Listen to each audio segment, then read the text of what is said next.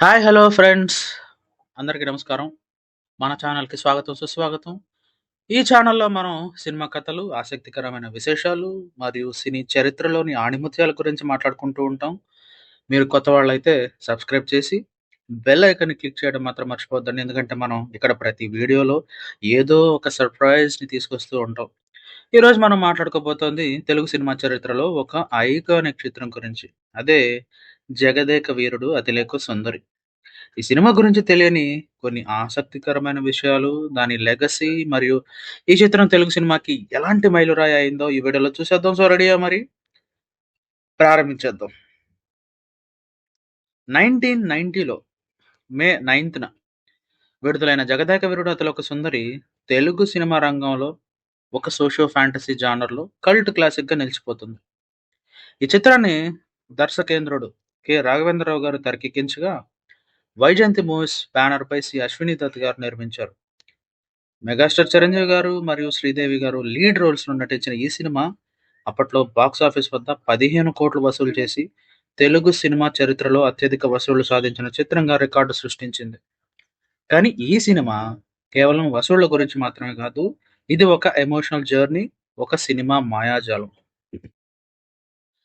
కథ పరంగా చూసుకుంటే ఈ సినిమా రాజు అనే ఒక టూరిస్ట్ గైడ్ చుట్టూ తిరుగుతుంది. అతను నలుగురు అనాథ పిల్లలను సంరక్షిస్తూ ఉంటాడు.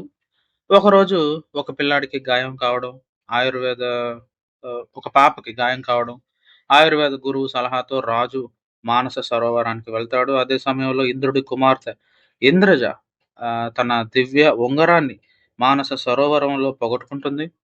ఆ ఉంగరం రాజు చేతిలో పడుతుంది. అది అతనికి అపారమైన శక్తినిస్తుంది. ఇంద్రజ తన ఉంగరాన్ని తిరిగి పొందడానికి భూమిపైకి వస్తుంది. కానీ ఆ ప్రయాణంలో రాజుతో ప్రేమలో పడుతుంది. అమరత్వాన్ని పొందాలనుకునే మహాద్రష్ట అమరీష్ పురి అనే సోర్సర్స్ ఆమెను కిడ్నాప్ చేస్తాడు. ఆ తర్వాత ఏమైంది? రాజు ఆమెను రక్షించాడా? లేదా? ఇంద్రజ తన ఉంగరాన్ని తిరిగి పొందిందా? లేదా? ఇవన్నీ తెలుసుకోవాలంటే ఈ సినిమా చూడాల్సిందే. సో, ఈ సినిమా గురించి చాలా మందికి తెలియని కొన్ని ఆసక్తికరమైన విషయాలు మనం ఇక్కడ మాట్లాడుకుందాం.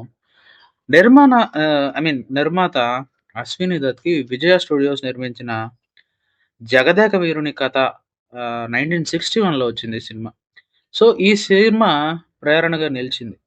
ఈ సినిమా ద్వారా అతను సోషియో ఫ్యాంటసీ జోనర్‌లో ఒక పెద్ద చిత్రాన్ని నిర్మించాలని కలలుగన్నాడు. సో, ఈ సినిమా కోసం చెన్నైలోని విజయవాహిని స్టూడియోస్‌లో ఒక భారీ సెట్ నిర్మించారు. ఇది 'ప్రేమ్ నగర్' తర్వాత తెలుగు సినిమాల్లో అతిపెద్ద సెట్‌గా చెప్పబడింది. ఈ సెట్‌ని చూసిన విజయవాహిని స్టూడియోస్ యజమాని నాగిరెడ్డి గారు కూడా ఆశ్చర్యపోయారు. ఇక డిజిటల్ ఎరా రాకముందే cinematographer Ajay Vincent polythene sheets సేవ సెలీన్ రాసి ఆహ్, ఐ మీన్ ఆహ్, పాలిథిన్ షీట్స్‌పై వాజెలిన్ రాసి మానస సరోవరంలోని మంచు కొండలని అద్భుతంగా సృష్టించాడు. ఇంద్రజ చంద్రకాంతితో ఆకాశంలోకి ఎగిరే సీన్ ఆ రోజుల్లో సినీ అద్భుతంగా చెప్పబడింది. ఇకపోతే 'ప్రియతమ' పాట షూటింగ్ సమయంలో శ్రీదేవికి కేవలం 2 రోజుల సమయం మాత్రమే ఉంది. ఆ తర్వాత ఆమె విదేశాలకు వెళ్లాల్సి ఉంది. అదే సమయంలో చిరంజీవికి 104 డిగ్రీల జ్వరం అయినా ఆయన పాటల మధ్యలో ఐస్‌తో స్పాన్ చేసి షూటింగ్‌లో పాల్గొన్నారు. షూట్ పూర్తయ్యాక అతన్ని హాస్పిటల్ తీసుకెళ్లారు. ఇది వారి డెడికేషన్‌కి నిదర్శనం. ఇక సినిమాలోని ముగ్గురు పిల్లలు శాలిని, రిచర్డ్ రిషి, శ్యామిలి. నిజ జీవితంలో కూడా వాళ్ళు సోదరీమణులే. వీరు తర్వాత సినీ రంగంలో విజయవంతమైన నటులుగా రాణించారు.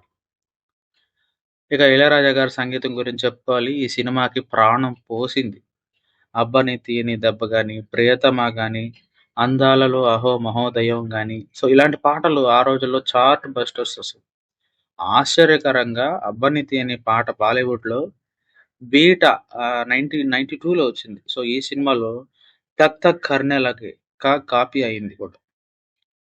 ఇక 2020లో నిర్మాత అశ్విని దత్ ఈ సినిమాకి సీక్వెల్ ప్లాన్ చేస్తున్నట్లు ప్రకటించారు. ఇది రాజు మరియు ఇంద్రజ సంతానం కథ చుట్టూ తిరుగుతుంది.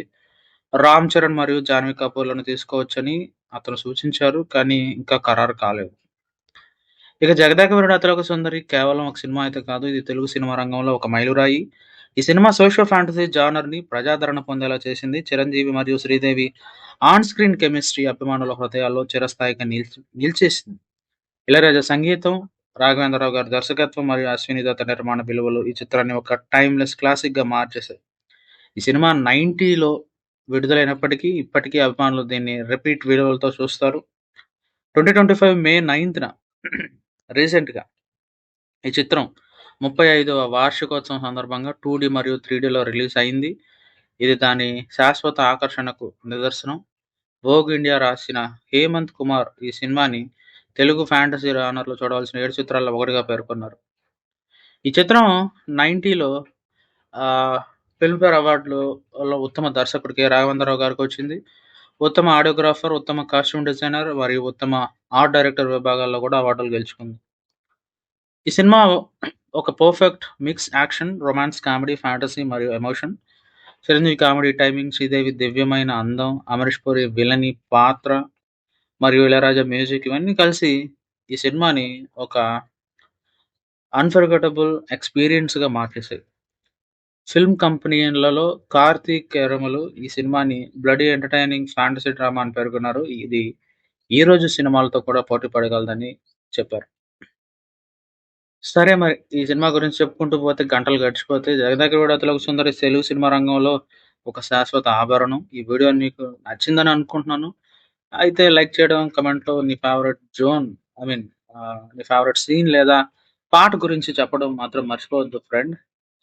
సో, మీ ఫ్రెండ్స్‌తో ఈ వీడియో షేర్ చేసేయడం కూడా మర్చిపోవద్దు. ఇలాంటి ఇంట్రెస్టింగ్ వీడియోస్ కోసం మన ఛానెల్‌ని సబ్స్క్రైబ్ చేసేయండి. బెల్ ఐకాన్ క్లిక్ చేయండి. ఎందుకంటే మనం మంచి మంచి టాపిక్స్‌తో మళ్ళీ మళ్ళీ వస్తుంటాం. సో, వీడియోలు మిస్ అవ్వకుండా ఉంటాయి. సో, నెక్స్ట్ వీడియోలో కలుద్దాం. అప్పటి వరకు stay tuned. See you. Bye by.